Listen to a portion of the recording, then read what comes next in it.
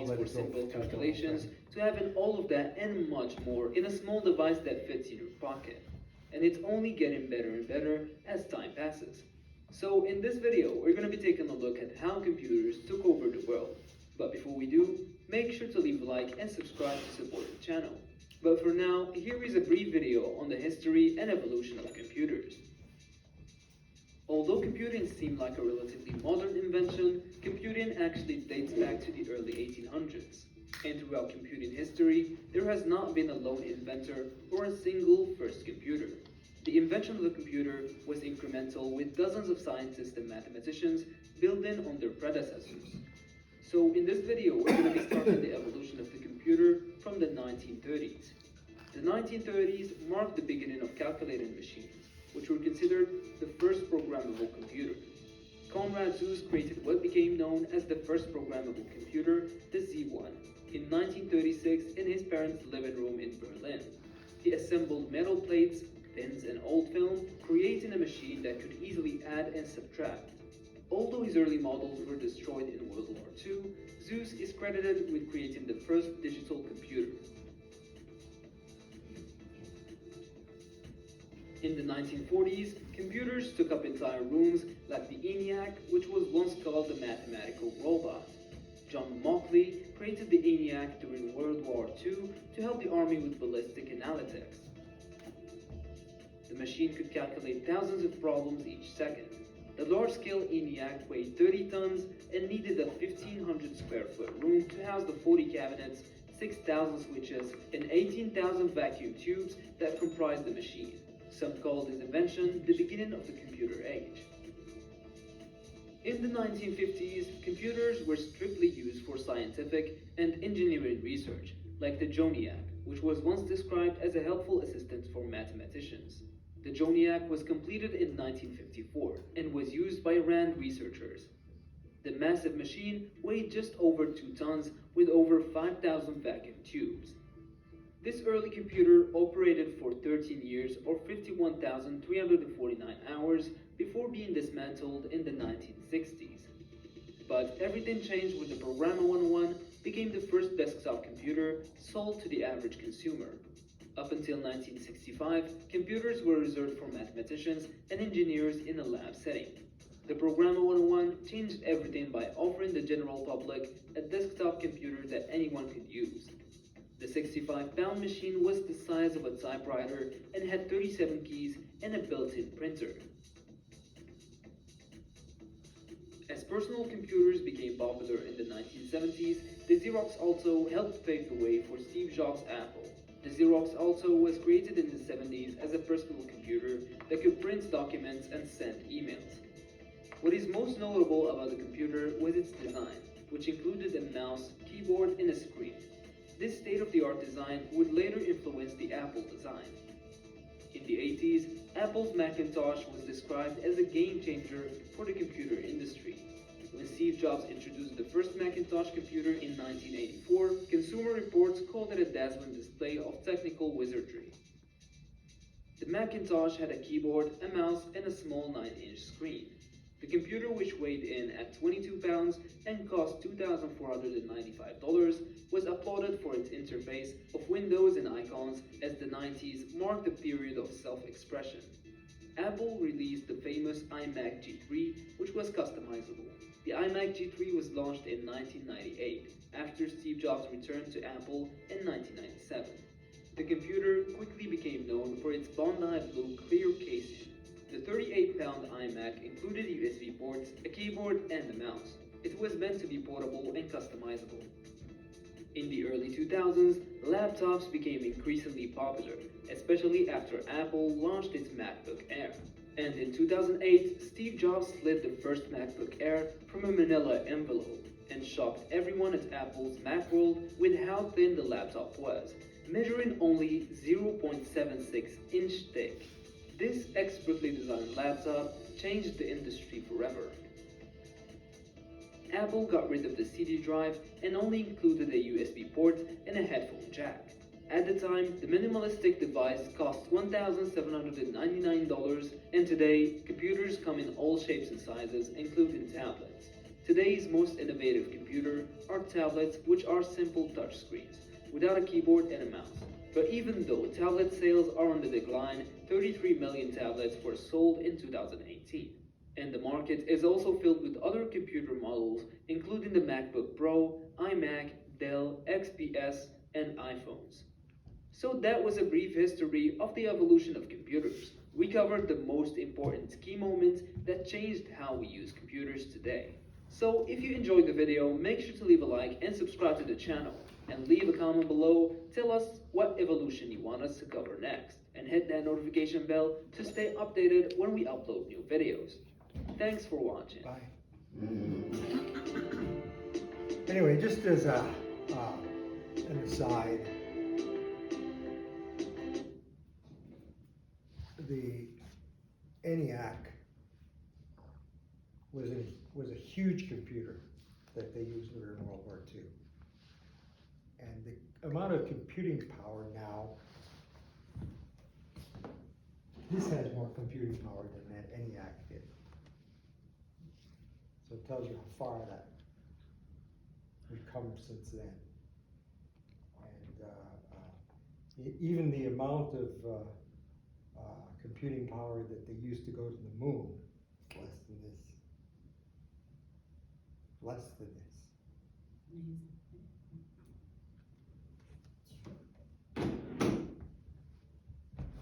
Changes so fast, it's hard to keep up.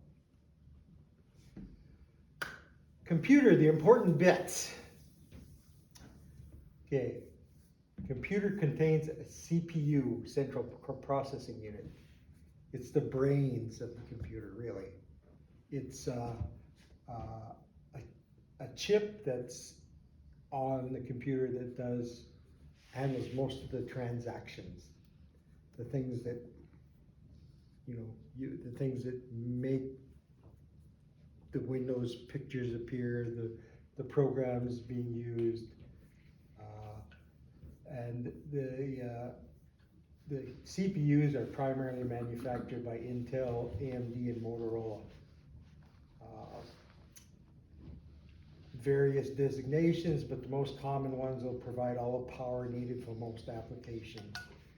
If you get into gaming or video editing or some of the music functions, where you edit music and stuff, it'll take more processing power, so you'll have to use a better chip. Memory, there's two types: RAM, which is random access memory, and ROM, which is read-only memory. The important memory to remember is RAM, because that's the memory that's used to help that chip do its job. It typically now computers use at least 8 megabytes of RAM, and 16, up to 60. Well, you can go a lot higher, but 8 to 16 is usually the minimum RAM that you need to run most applications that a computer uses today. Usually the information is stored on this RAM is lost when you turn the computer off. Okay? The computer uses it while it's powered up. It's there, it'll remember it, and it'll shuttle it back and forth to the brains. It's like your nerves. Okay? And once you shut it off, anything that you've been doing goes away, unless it's saved on the hard drive. ROM. Now ROM receives data and it's permanently written to a chip. This is typically used in the computer to provide instructions to start up and does not go away when you turn it off. Okay? So there's a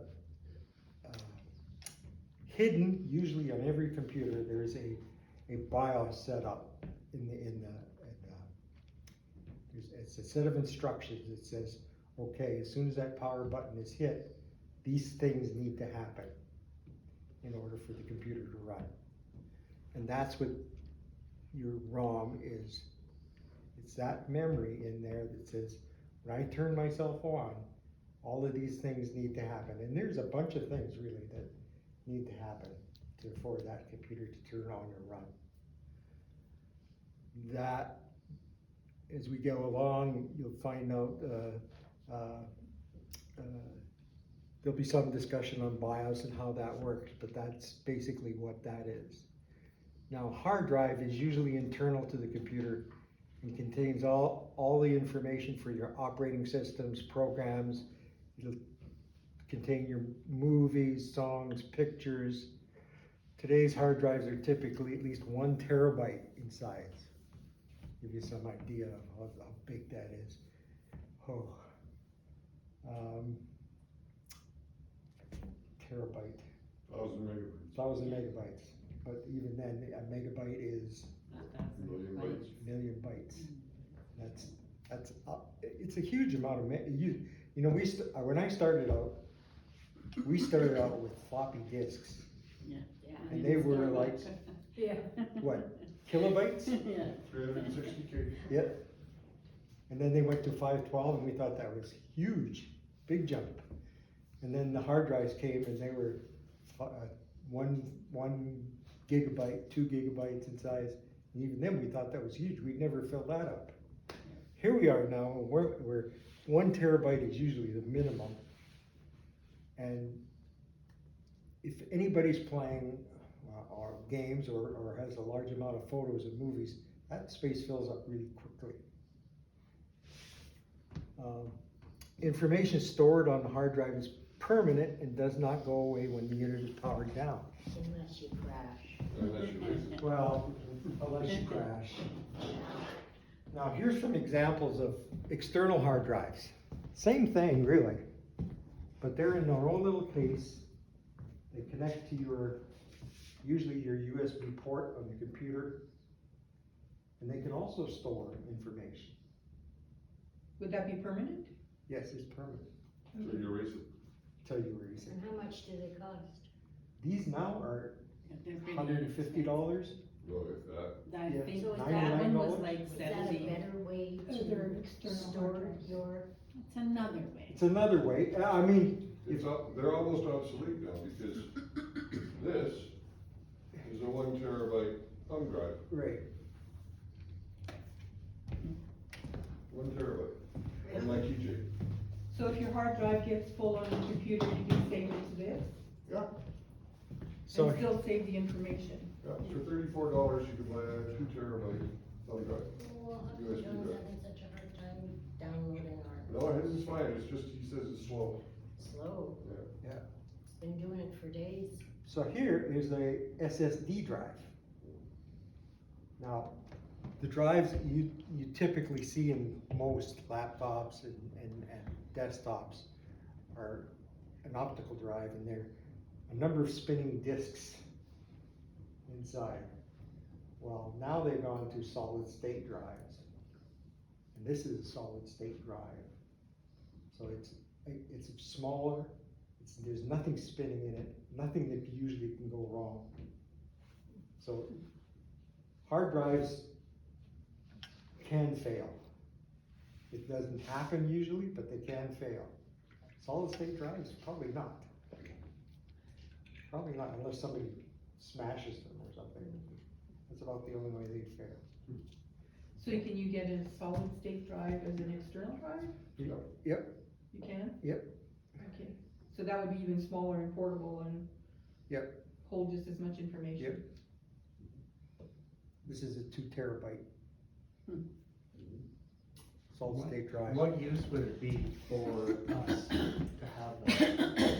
Well, if you're storing stuff, pictures, movies, family information, you can store all sorts of documentation, anything. So it's like a memory stick? It's, yeah, exactly. Okay, okay. It's like a huge memory stick. Although you can get pretty fair-sized memory sticks now. I mean, Yep.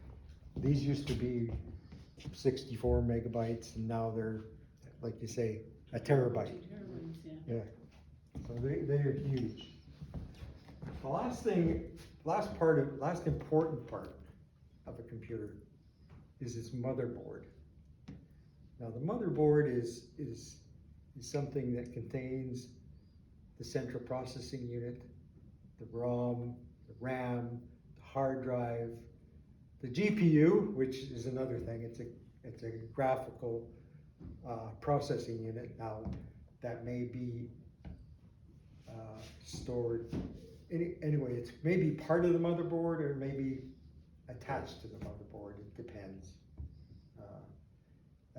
That would depend on the amount of processing power you need for video usually. So if It you're does doing, all the work to put the stuff on the screen. right. So if you're doing some fancy video editing and stuff, it usually is external to the motherboard and attaches to the motherboard. If it's in most lower end machines or in most machines, now that GPU or graphical processing unit is part of the motherboard. Now, all the connections to the computer that are external, like if you want to hook up if you want to hardwire into your printer or to your television or whatever else you want to hook up to, all those connectors are usually on external to the computer. They'll be there. You can put in like memory cards. Usually there's some input for memory cards on a computer. Well, like if you got a camera with a memory stick, a lot of the computers now will have a built-in card reader where you can just push that memory in there and just take everything off that little memory card and put it into your photos or whatever else. Usually photos are where your memory stick or memory card comes into. I don't know many other things that use a memory card.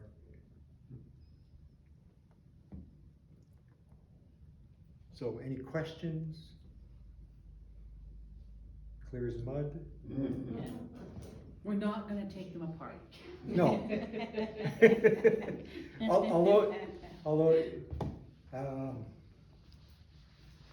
yeah, let's not go there. HMI refers to the human-machine interface.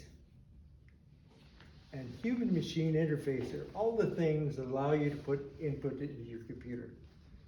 They include the keyboard, the mouse, the game controllers, perhaps, even your finger. You got touchscreen things. That's part of your HMI. And even now your voice. There's a lot of computers now. Yeah, you can talk to them. You can Yeah. talk to them, you know, and And they talk back? they Yeah. talk back. And peripherals that you can hook up to your computer are as varied and as many as you can think of. If you can think of something that could be connected to computer, it probably can be. You can connect even now your fridge, your stove, your You need a special plug. Yeah. lights. No, but even you can buy fridges and stoves that are Wi-Fi Oh. enabled. Yeah. That Well, That's just washers like and dryers. washers and dryers. Yeah. You know, Your door. Yeah. Yeah. yeah. Yeah, my granddaughter and I walked past a refrigerator and a tray of appliances in Calgary one day and it suddenly lit up and said hello. Yeah. What? We walked back to look Well, at you it. can even You scan- touch the screen and it would let you know what you were missing in your refrigerator. It would order it for you. Send you an email, what store you could drop off on the way home from work to pick up your groceries. It had ordered. The most reasonable, like. Whoa. Yeah. Crazy. Oh, please, don't So- tell John, don't anybody tell John. It's amazing the things that can be done. So peripherals include but aren't limited to printers, routers, monitors, gaming systems, speakers, thermostats. I mean, I have a Nest thermostat, we have a Nest thermostat at home that I can go onto the iPad and go, I want the temperature to be such and such a degree from this time to this time, and on these days. I can change days how I want my heat and stuff to come on, when it comes on. Lights, you just, all you can do now instead of, I mean, some houses now come pre-wired so that all their plugins are Wi-Fi enabled. But you can buy, adapters that allow you to turn lights on and off. Instead of, like, we started off Yeah. with the timer on our Christmas tree. Right. And the outside lights Yep. and. You when can we do, go you away, can, you know, it's useful because you can do that with things like block heaters. So if you get your car plugged in, you could go, okay, I want it to come on at 4 o'clock in the morning. And, you know, that way it'll be warm, you aren't wasting electricity. So, you know, that's about all we have to say about, all I have to say about basic computers. I mean, there are other things we'll get into as we go along, but, for right now, those are the basic components. If you went in to buy a computer, you'd wanna say, okay, I want something that got at least a terabyte in hard drive space. I want something that probably has 16 megabytes of RAM. Hmm? Gigabytes. Gigabytes, yeah, Yeah. gigabytes, sorry, gigabytes of RAM. Used to be meg. Used to be megabytes. Gigabytes of RAM, and, I think my iPad has more than 16. Yeah, you got 64. 64, Yeah. 64 megabytes. of RAM. Gigs. His has got more than mine. You can get up to 128 on an iPad, I think 256 is what you get up or to, 256, Yeah. yeah, max, yeah, so, on the iPad Pro. So purchasing a computer is more about what you really want to use it for Right. in your daily life. right, Will determine what right, features you want, or memory, or. right, Yeah, the amount of memory you want, you know, 8 gigs is standard, pretty well with a computer. And if you take it to 16, since you can do multiple applications at the same time on a Right. computer, you can open up Word, and you can open up your mail, and you can open up your music, so you can listen to music while you're using your computer. All of those can be running at the same time, but they need more memory. Right. So, if you're gonna be doing that, you probably wanna get a 16 gig, memory machine. And the thing to be careful for when you buy a computer is it soldered in memory? Like, is it permanent, that you can't do anything with? Or is it slots that you can plug memory into? Typically, the computers will come with 2 8 gigabyte slots. right, They're configured with one little card that has 8 gigs on it, the other slot's empty. So to add another 8 gigabytes of memory, instead of buying at the dealer and buying it from the manufacturer, you can go to Amazon and get a hell of a lot cheaper. Take out 5 screws or 6 screws out of your computer and plug in the other 8 gig, now you got 16. For half the price that you would have paid if you paid the manufacturer for it. right, or if you go Or to, you can take those 2 out, throw them away, and put in 64 gig chips and have 128 gigs in your machine. So the machine is upgradable if you've got slots for it. But if you're Apple, they're soldered in. You buy the machine, you can't upgrade it. Same thing with the hard drive. Yeah. In a laptop. Some machines come with a soldered in hard drive. If it fries, you gotta change the whole motherboard. How do you know You ask them, you know, you look at the specs. on my computer? Oh, yours is an HP, there's slots. typically Windows machines will all be slots. Yeah. Apples are the only ones where, and it depends on the Apple machine itself. I mean, some of the Apple machines are upgradable, some are not. That's right. We can look at Acer? next time. I don't know, I'd have to check the specs We on can it, look at but I can do that. next for you. time, cause there's a place in there, and that's the next, part of the next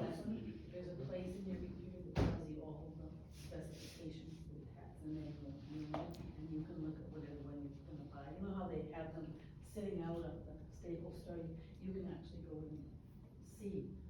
So you don't have to rely on what the salesman's telling you. And usually they don't know. I'm trying to say, yeah. It's amazing, you go to Best Buy, the kid doesn't know a thing, you know? He knows how to use it, he can talk all kinds of geek language, Yeah. but you ask him what's in a machine, no idea, it works. I buy that from Steve. Yeah, Staples is good, yeah, they got a good geek spot.